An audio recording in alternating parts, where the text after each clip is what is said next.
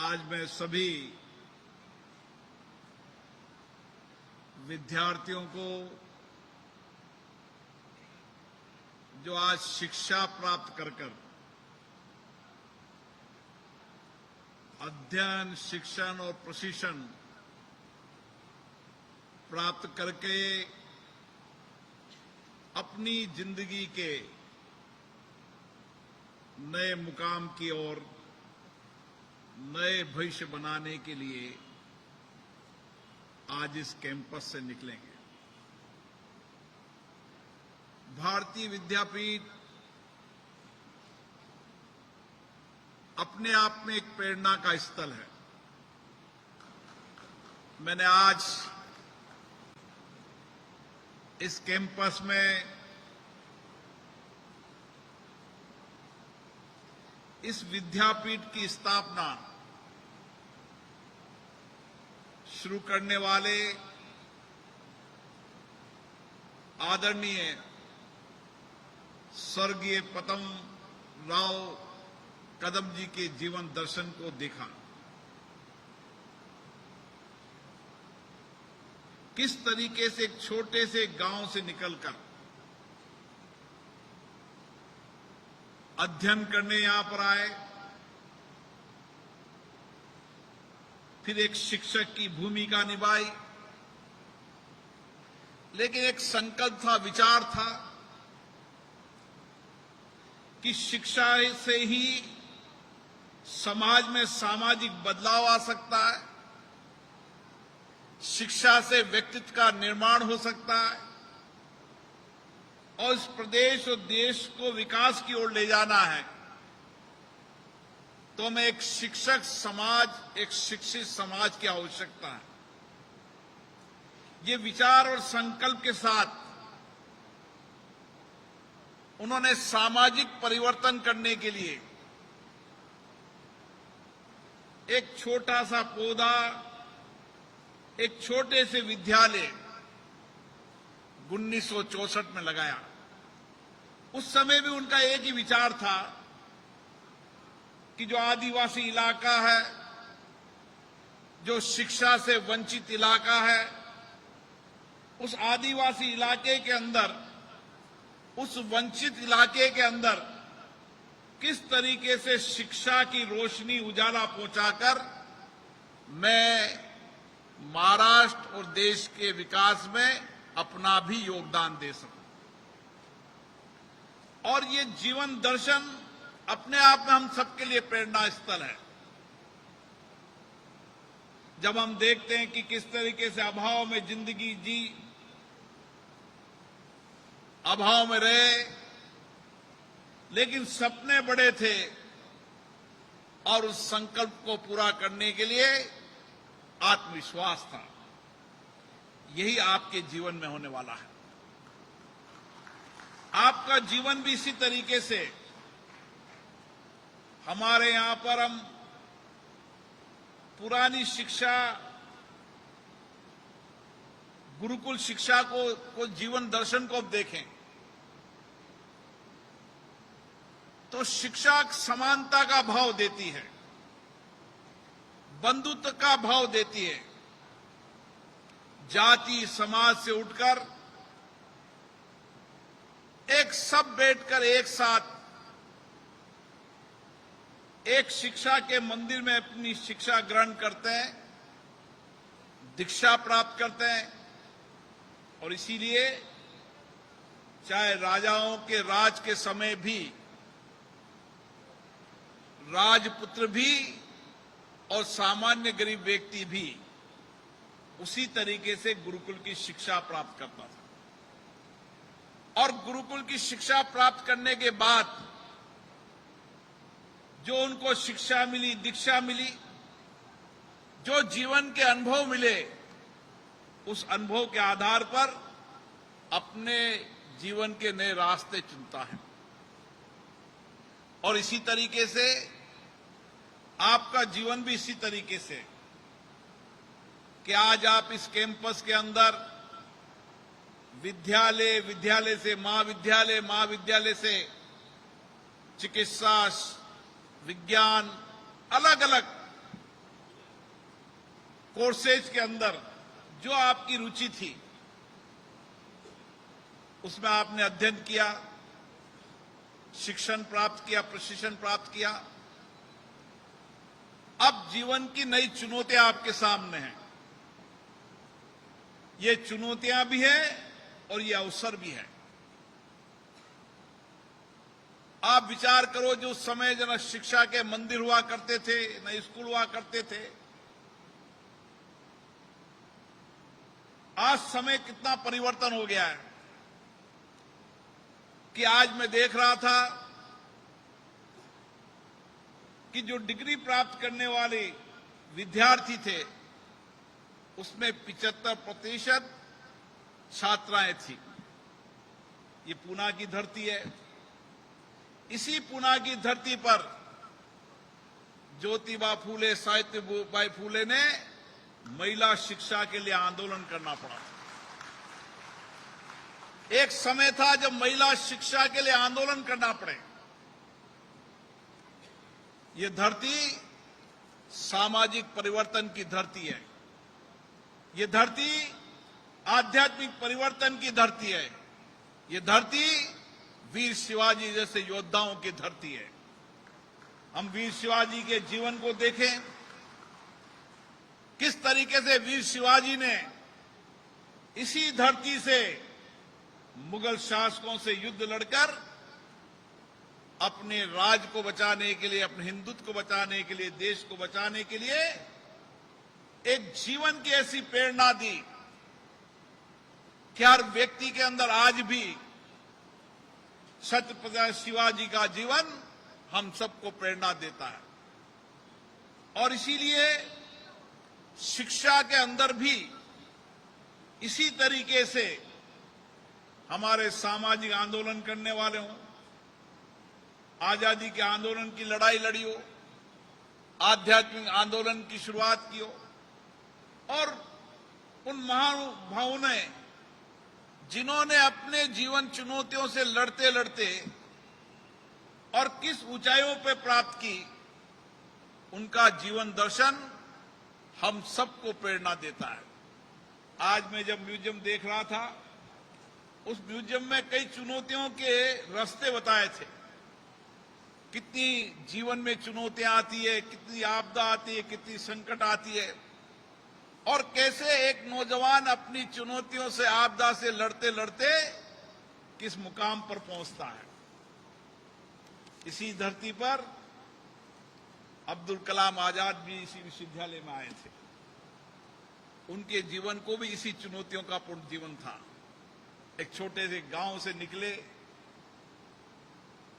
जिस लक्ष्य से निकले थे लक्ष्य प्राप्त नहीं किया, विचलित हुए, दुखी हुए, लेकिन उस विचलित दुखी के अंदर ही उनको एक प्रेरणा मिली और उन्होंने कहा इस मनुष्य जीवन के अंदर सब कुछ प्राप्त किया जा सकता है, सब संकल्प के साथ प्राप्त किया जाता है, केवल आत्मविश्वास होना चाहिए, जुनून होना चाहिए। और उन्होंने उस शिक्षा दीक्षा से प्राप्त करते हुए दुनिया के सबसे बड़े वैज्ञानिक के बाद भारत के राष्ट्रपति पद को सुभूषित किया। ये भारतीय दर्शन, ये आध्यात्मिक चिंतन हम सबको जीवन को प्रेरणा देता है। और इसीलिए वह चुनौतियां भी होगी, आपदा भी होगी, संकट भी होगा, लेकिन जीवन के अंदर अगर सपने बड़े होंगे तो उस सपनों को प्राप्त करने का सामर्थ्य भी आप में है। हम भारत की इस लोकतंत्र की 75 वर्ष की यात्रा को देखें। जब हम आजाद हुए थे, भारत में 30-35%, 25% भी आबादी साक्षर नहीं थी। कई 17%, अलग अलग आंकड़े हैं। लेकिन इसी 75 वर्ष की यात्रा के अंदर हमने आज उस मुकाम पर हासिल हुए हैं कि दुनिया की चुनौतियों का समाधान, वैश्विक चुनौतियों का समाधान भारत का नौजवान निकाल रहा है। जितनी भी दुनिया की वैश्विक चुनौतियां हैं, आपदा, संकट है, नई टेक्नोलॉजी है, नए इनोवेशन है, नए रिसर्च है, उन सब का समाधान निकालने का सामर्थ्य तो मेरे सामने बैठे नौजवानों के अंदर है। और अभी तो हमने इस 75 वर्ष की यात्रा प्राप्त की है। आज भी दुनिया के अंदर, चाहे आईटी टेक्नोलॉजी के अंदर हो, चाहे डॉक्टर हो, सीओ, जितने भी प्रोफेशनल कोर्सेज हो, जितने भी दुनिया के सीओज हो, उस सब में भारतीय नौजवान नेतृत्व कर रहा है। ये सामर्थ्य, ये बौद्धिक क्षमता भारत के नौजवानों की है। और मैं देख रहा हूं आने वाली पीढ़ी तो जिस तरीके से तैयार हो रही है, उसकी बौद्धिक क्षमता भी अपार है, आत्मविश्वास भी है, कुछ संसाधन भी है। उस समय संसाधन नहीं हुआ करते थे, संसाधनों का अभाव हुआ करता था, विद्यालय नहीं हुआ करते थे, महाविद्यालय नहीं होते, विश्वविद्यालय नहीं होते थे। लेकिन आज मैं गर्व से कह सकता हूं, भारत की अगर सबसे बड़ी ताकत है तो भारत की युवा शक्ति ताकत है। और दुनिया के देशों में मैं जाकर देखता हूं, जो हमसे बहुत विकसित देश कहलाते हैं, जो विकास के भौतिक संसाधनों से आगे होंगे, लेकिन उस विकसित और भौतिक संसाधन वाले देश के अंदर भी अगर बौद्धिक क्षमता को से उस देश को चलाने वाला है तो भारत का नौजवान है। और इसीलिए आप देखते होंगे जितने विकसित देश हैं, उस विकसित देशों के अंदर भी टेक्नोलॉजी को और टेक्नोलॉजी के नए प्रयोगों को करने का काम भी भारत का नौजवान कर रहा है।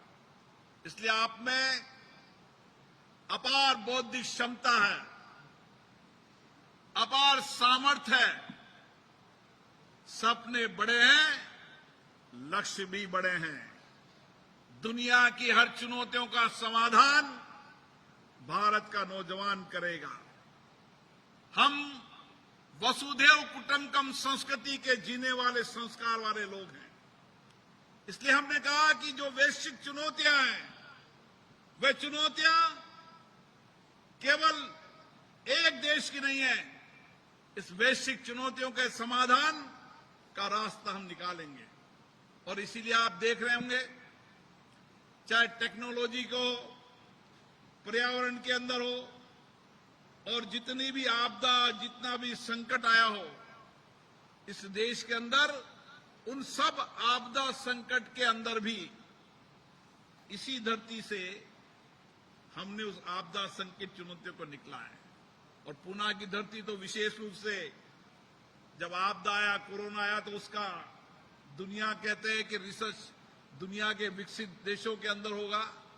रिसर्च की बौद्धिक क्षमता केवल विकसित देशों में, लेकिन इसी पूर्णा की धरती के अंदर बैठकर नौजवानों ने यही इनोवेशन करके, रिसर्च कर दुनिया की नई दवा का निकालने का, रिसर्च करने का काम किया। इसलिए मेरा मानना है कि आने वाली जो हमारी नौजवान पीढ़ी है, उस नौजवान पीढ़ी को उन भौतिक संसाधनों वाले देश की ओर नहीं देखना चाहिए। उनके पास भौतिक साधन होंगे, लेकिन भौतिक साधन होने के बाद भी बौद्धिक क्षमता हमारी है, आध्यात्मिक ऊर्जा हमारी है, धर्म संस्कार हमारे हैं, हमारी संस्कृति है। हमारी इसी संस्कृति विचारों से,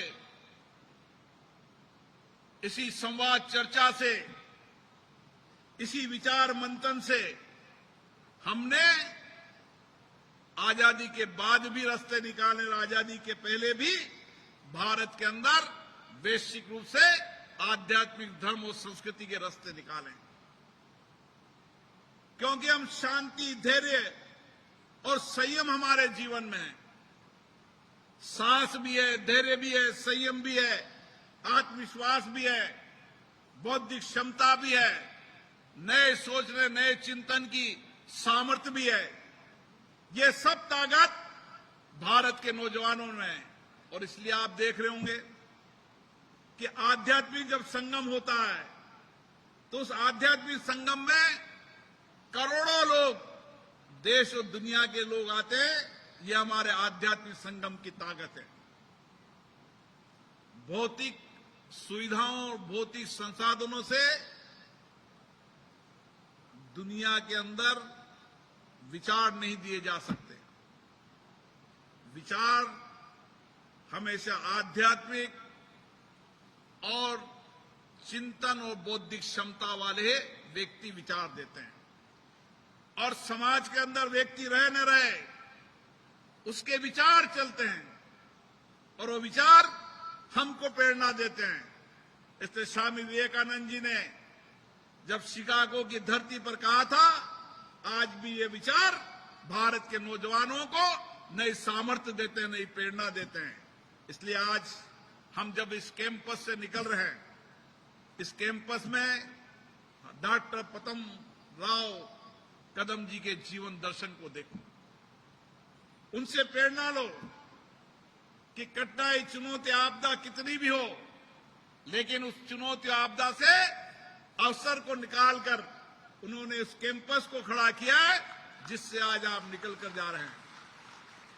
और हमेशा हमारे जीवन के अंदर लोकतंत्र विचारों को आत्मसात करो। कैंपस में बैठे, चर्चा करें, संवाद करें, मंथन करें, विचार करें।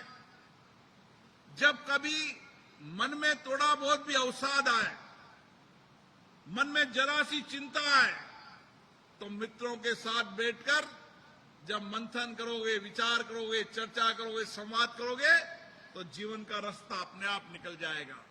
और इसीलिए तो कहते हैं भारत का लोकतंत्र दुनिया को दिशा देता है। और यही लोकतंत्र की ताकत है। जब 140 करोड़ लोग भारत की संसद में बैठकर चर्चा करते, संवाद करते, विचार करते हैं, और इसी चर्चा संवाद से हमने 75 वर्ष की यात्रा कर आज दुनिया के अंदर भारत विकसित राष्ट्र की ओर बढ़ रहा है। इसलिए हमारे सामने चुनौतियां जरूर है, लेकिन अवसर भी भारत के पास है। दुनिया के देश आज भारत की ओर देख रहे हैं, दुनिया के देश भारत के नौजवानों की ओर देख रहे हैं। इसलिए जब भारत की ओर देख रहे हैं तो हमारी जिम्मेदारी हो जाती है कि हम दुनिया के उन वैश्विक स्तर पर जो चुनौतियां, आपदा, जो बौद्धिक क्षमता है, उससे आगे बढ़कर हम बौद्धिक ज्ञान को प्राप्त करें, उससे ज्यादा हमारे में आत्मविश्वास हो, उससे ज्यादा हमारे में नए इनोवेशन हो, उससे ज्यादा हमारे रिसर्च करने की सामर्थ्य हो। और यही सामर्थ्य आने वाले समय के अंदर भारत को आगे लेकर जाएगी। मैं आप सबको आज बहुत बहुत शुभकामनाएं देता हूं, बधाई देता हूं आपके जीवन के नए लक्ष्य प्राप्त करने के लिए। और जो आपने सपने देखे हैं, उन सपनों को पूरा करने के लिए पूरे आत्मविश्वास के साथ आप जाएंगे। बहुत बहुत धन्यवाद।